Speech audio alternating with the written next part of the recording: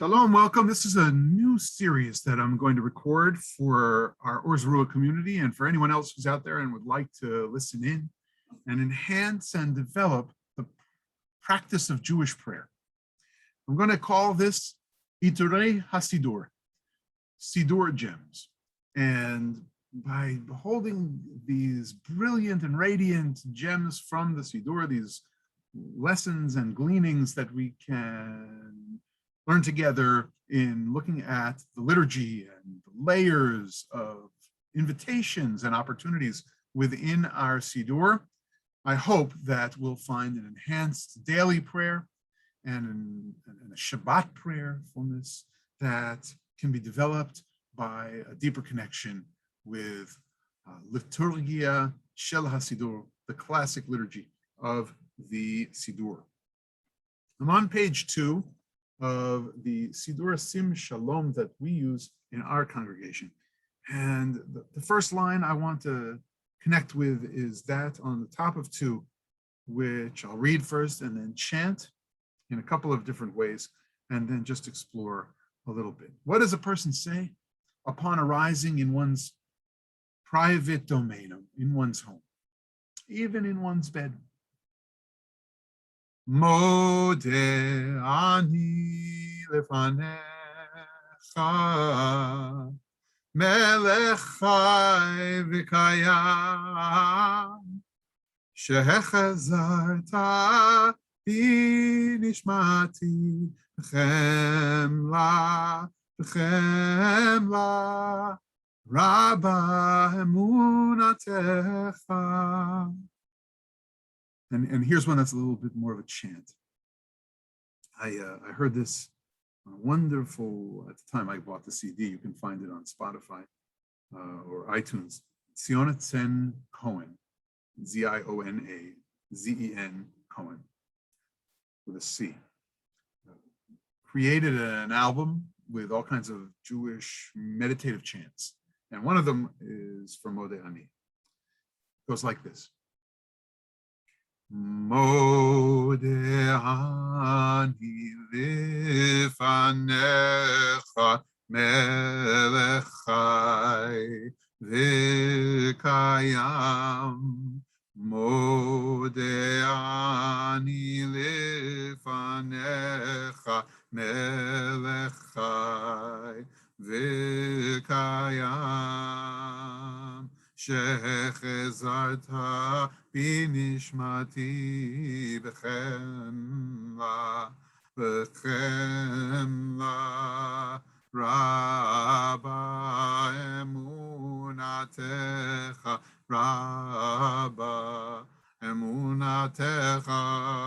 modeh ani lefanecha melech chai v'kayam.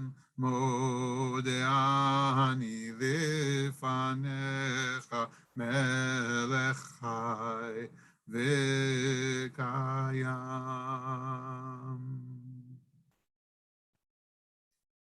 So of gratitude, of praise for God, or of requests we make, as the Talmud puts the threefold potential purposes and power of prayer in the Jewish tradition.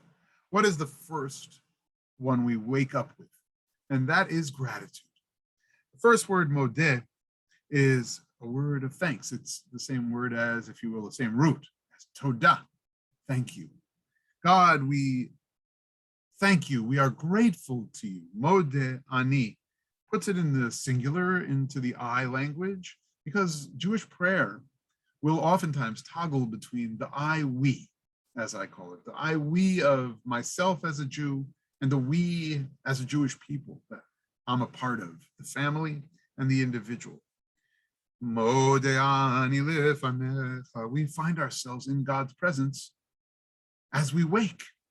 The world is full of God's presence according to our tradition. This world, this one below. We're not waiting for another world. We're engaging and embracing this one. We are grateful to you as we stand before you, God, before the divine presence. Melech chai v'kayam, you're an everlasting ruler. You are of this realm, the one above all. There's no individual ruler. There's no individual boss. There's no individual politician who will command my attention like you do, God. And to you, I can be grateful. And I can recognize that you are the one in ultimate control.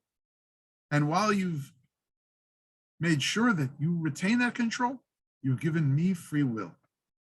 And the way I understand the who I am, the what I am, is that I am body, I am breath, and we have this name we give to that animating spirit that we have that is a touch of the divine within us, the Pintaliyid, the burning flame of connectivity to the Jewish people and to my uniqueness as a Jew in this time, in this world of ours. And that is, we have a soul. And the next part of the prayer is, Shehechazarta bi nishmati b'chemla. You have returned to me, God, my unique soul in a great abundance of compassion. Now, what's the compassion? Sometimes I like to think about God finding my unique body and returning my soul. As the Zohar, our mystical text says, the soul goes on its own journey at night. It goes and it kind of gets a little bit of scrub down from helper angels, kind of like the holy car wash for souls. And some of the muck of the day and some of this world's muck that gets kind of glommed onto the pure soul, just to use the metaphorical notion that it's some kind of material, which it's not, of course, but the notion that it gets cleaned up a little and it gets polished, just like we they'll brush our teeth in order to keep them clean and healthy. Our souls go through that process at night. They get cleaned up and they're given health and they're given vitality and their connectedness to the eternal divine effluence, the electricity of godliness that's within or going to be within our bodies.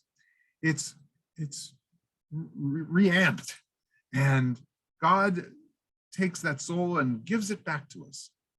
And if we just want to call it breath, and that we're aware of our breath in our conscious waking hours versus our sleep.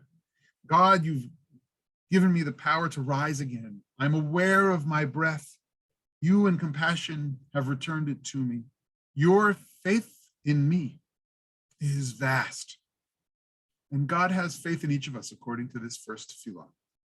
It was popularized post the Talmudic era, post the medieval era, and put into Siddurim around the world, and it took. And we have mystical teachings on it, as I've shared, and we have a sense of waking up with it. It is not necessarily the way we begin prayer in the synagogue space on page 10, which we'll get to in a few of these recordings and explorations. This is an opportunity to open the Siddur and have a home-based Jewish prayer practice in order to wake up with gratitude and connect with the electrifying energy of what we call soul, Jewish breath. As an individual, to be grateful before God, connecting ourselves with the eternal family of Israel through the language of our prayer book. I pray that we deepen our connection to Jewish prayer life through these learnings together. Sweet tefillah to you. Sweeter prayers to all.